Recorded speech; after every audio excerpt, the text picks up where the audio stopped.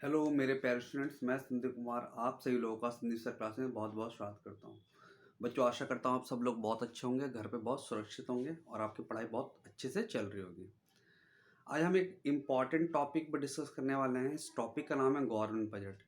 जैसा आप सब लोग जानते हो कि ये इतना इम्पॉर्टेंट है इकोनॉमिक के पॉइंट ऑफ व्यू में कि किसी भी कम्पिटिटिव एग्जाम में आप अपीयर होते हो, चाहे एसएससी हो, चाहे रेलवे हो या स्टेट पीसीएस हो, आपको बेसिक्स बजट की समझ होनी चाहिए। तो पहली आज जो क्लास रहने वाली है बिल्कुल बेसिक टर्म पे हम बात करेंगे। हाँ, आप लोग मेरी वॉइस सुन करके आप नोट्स बना सकते हो। तो एक चीज़ ध्यान रखना, इसके नोट्स मैं आपको क्लास 12 की संदीप गर्ग की बुक से आपको समझा रहा हूँ। और हाँ, जो इस चैनल पे 12th क्लास के बच्चे उनके लिए भी काफ़ी हेल्पफुल हो सकता है, कंपटीशन के लिए हेल्पफुल तो है ही है। तो देखो, इसको हम पहले बेसिक ही चीज़ समझ लेंगे, उसके बाद मैं आपको बजट में क्या क्या हुआ है, इकोनॉमिक सर्वे में क्या क्या है, उस पर हम डिस्कस करेंगे। तो वीडियो ज़्यादा लंबी नहीं रखूँगा, कोशिश करूँगा इसको छोटे छोटे में ही आपको समझा सकूँ। चलो स्टार्ट करते हैं। टॉपिक का नाम है government budget and the economy. सबसे पहले एक चीज़ समझना बच्चों, जैसा कि आप सब लोग जानते हो, कोई पूछता है आपसे बजट क्या है, तो बजट क्या है कि बजट एक एस्टिमेट है किस चीज़ का, कितना आमदनी होना है, मतलब कितना इनकम आना है और कहाँ कहाँ उसको खर्चा करना है। तो सिंपल सी भाषा में अगर मैं बोलूँ कि बजट क्या है, estimate of revenue receipt and estimate of expenditure. तो यही आपका बजट है।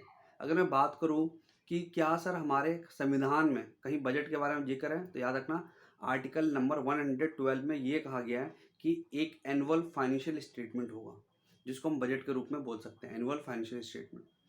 याद रखना, फाइनेंशियल ईयर, फिजिकल ईयर कई बार लिखा होता है कि जिस बजट क्या है, अगर आपको डिफाइन करना हो तो उसको इस तरीके से आप कह सकते हो कि sir government budget is the annual budget showing the estimate receipt and expenditure of physical year. Physical मतलब 1 अप्रैल से लेके 31 मार्च तक का लेखा जोखा। ठीक है, ध्यान रखना इस चीज़ का।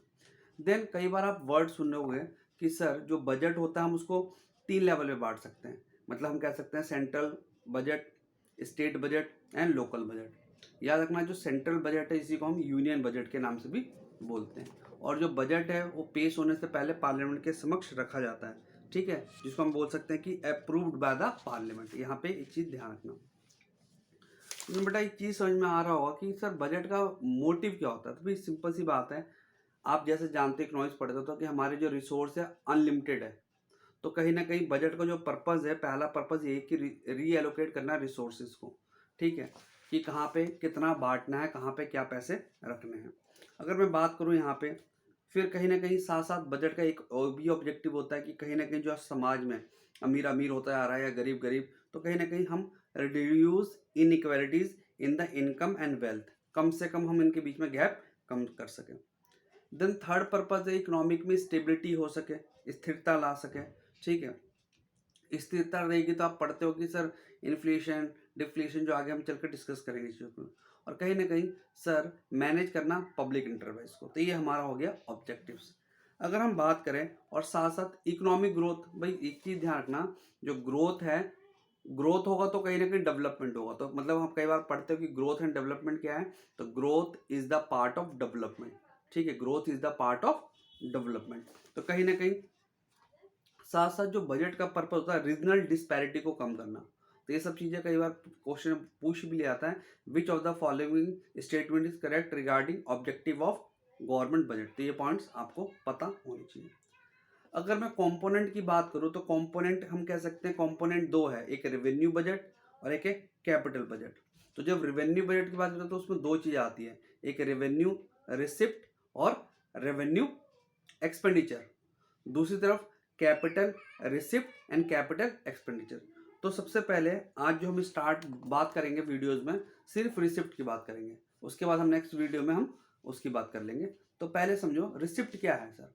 रिसिप्ट आपको पता है कि सरकार को पैसे कहाँ से मिलते हैं, टैक्स के तौर पर पैसा मिलता है। तो दो तरीके से हैं रिसिप्ट के अंदर। अगर आप बात करोगे, जैसे रेवेन्यू रिसिप्ट की बात कर रहे हो, तो सरकार को पैसा या तो टैक्स के फॉर्म में मिल रहा है या तो नॉन टैक्स के फॉर्म में मिल रहा है रेवेन्यू। तो सर टैक्स के फॉर्म में आप पढ़ते हो कि दो तरीके के टैक्स होते हैं, एक डायरेक्ट टैक्स और एक इनडायरेक्ट टैक्स। डायरेक्ट टैक्स जिसको हिंदी में प्रत्यक्ष कर बोलते हैं। डायरेक्ट टैक्स वो टैक्स है जिसका बर्डन आप किसी दूसरे व्यक्ति पे शिफ्ट नहीं कर सकते हो, मतलब जो व्यक्ति कमाता है वही उसको पे करेगा, इस चीज़ का ध्यान रखना। कई बार एग्जाम में पूछ लिया जाता है इसके एग्जाम्पल्स बताओ, तो आप ये सारे इसमें एग्जाम्पल दे सकते हो। जैसे example income tax, corporate tax, ठीक है, gift tax, entertainment tax, property tax, wealth tax, ये सारे डायरेक्ट टैक्स का एग्जाम्पल है। देन अगर आपकी बात मैं करूँ कि इनडायरेक्ट टैक्स क्या होता है, तो सर सिंपल सी भाषा में बोल रहे हैं तो जिसका बर्डन आप किसी दूसरे व्यक्ति पर ट्रांसफर कर सकते हो, वो सब इनडायरेक्ट टैक्स कहलाते हैं। आपको पता है कि 1 जुलाई 2017 को जीएसटी लागू कराया गया था, जिसका फुल फॉर्म है गुड एंड सर्विस टैक्स। इससे पहले बहुत सारे इनडायरेक्ट टैक्स हुआ करते थे, सर्विस टैक्स, वैट, तो जिसको हमने कंपाइल करके एक टैक्स बना दिया। और आपको ये भी पता है कि जीएसटी के अंदर 5 स्लैब रेट है, 0%, 5%, 12%, 18% एंड 28%। तो कभी पूछ लेता हाईएस्ट टैक्स कितना है, 28% है। ये गवर्नमेंट बोले तो जीएसटी के अलग से काउंसिल बना हुआ, वो टाइम टू टाइम डिसाइड करती रहती है कि कितना कितना किस किस सेगमेंट में रहना है टैक्स। और अगर आपसे अगर और कोई क्वेश्चन पूछ सकता है तो ये पूछ सकता है कि जीएसटी जो है उसका एक्ट नंबर बताओ। तो एक्ट याद रखना, एक होता है एक्ट और एक होता है बिल। देखना बच्चों, ध्यान रखना कि बिल और एक्ट का नंबर अलग होगा, क्योंकि पार्लियामेंट में जो भी बिल जाता है उस पर एक बिल नंबर चढ़ता है। जब तक वो प्रेसिडेंट का साइन होकर के एक्ट में तब्दील नहीं होता तब तक उसको एक्ट नंबर नहीं मिलता। तो जीएसटी पास हो चुका है, लागू भी हो चुका है, तो याद रखना एक्ट नंबर है 101, लेकिन बिल नंबर था 122। ध्यान रखना 122। कैसे याद रहेगा, 101 सगुन का रुपीज़ है, उसमें सर 21 रुपीज़ सगुन के जोड़ दो तो टोटल हो गया 122। यहाँ पे एक चीज़ ये भी ध्यान रखना, तो सर आपने टैक्सेबल के बारे में बताया जो रेवेन्यू रिसिप्ट का पार्ट है। अब आपके दिमाग में आ रहा होगा कि सर ये नॉन टैक्सेबल कौन से हैं। तो नॉन टैक्सेबल के अंदर जो टैक्स के फॉर्म में सरकार को पैसे नहीं मिल रहे, लेकिन वो सरकार के लिए आमदनी है। जैसे बच्चों आप देखते हो ट्रैफिक पुलिस वाले बहुत चलान करते हैं रोड्स पे, या कोई विदाउट ट्रेन में विदाउट टिकट ट्रेवल कर रहा है तो वो भी पेनल्टीज लगती है। तो जो भी एक तरह से पेनल्टीज है जो, तो वो सब क्या है, सरकार के लिए इनकम है। फिर फीस है, कोई भी गवर्नमेंट ऑर्गेनाइजेशन वहाँ पे फीस कलेक्ट हो रहा है, कॉलेज वॉलेज कुछ भी। फिर प्रॉफिट एंड डिविडेंड, कई बार पढ़ते हो कि ये पीएसयू सेक्टर है, पीएसयू पब्लिक सेक्टर अंडरटेकिंग, तो वहाँ से कुछ प्रॉफिट डिविडेंड, कहीं सरकार ने कहीं पैसे इन्वेस्ट कर रखा तो उसको पैसे जो मिल रहे हैं वो हो गया सर। या हो सकता है गवर्नमेंट ने कहीं पैसे दे रखे हो तो वहाँ से वो ब्याज कमा रहा हो। तो ये सारे जो interest, profit dividend, fees, license fees, जैसे आपके फादर गवर्नमेंट जॉब में, कई लोगों के फादर गवर्नमेंट जॉब में, तो उनका घर अगर ले रखा हो तो लाइसेंस फीस कटता है। तो एक तरह से लाइसेंस, इवन हम गाड़ी जो बनाते हैं मतलब ड्राइविंग लाइसेंस, तो उसमें लाइसेंस फीस सबमिट होती है, तो भी गवर्नमेंट के लिए क्या आमदनी है। फिर फाइन पेनल्टीज हो गया। फिर हम कह सकते हैं गिफ्ट एंड ग्रांट्स, ध्यान रखना किसी ने आपको गिफ्ट एंड ग्रांट्स कर दिया कंट्री को। एक वर्ड आएगा फॉरफिटेड। फॉरफिटेड क्या है, मान लो किसी का शेयर्स है, आगे चल को पेमेंट नहीं दे रहा, तो सरकार क्या करती है, उस चीज़ को फॉरफिट कर लेती है। सारे इनकम का पार्ट है। तो आशा करता हूँ बच्चों ये छोटी सी वीडियो आपको अच्छे से समझ में आई होगी। हम नेक्स्ट क्लास में कैपिटल रिसिप्ट पे बात करेंगे। इसी तरीके से लेक्चर को आगे आगे बढ़ाऊंगा। और प्लीज़ कमेंट बॉक्स में कमेंट जरूर करें कि आपको वीडियो कैसी लग रही है और आपको किस किस टॉपिक्स पे आपको वीडियो चाहिए। और प्लीज़ पढ़ते रहिए और आगे लाइफ में बढ़ते रहिए। Thank you for watching this video. Have a nice day and take care.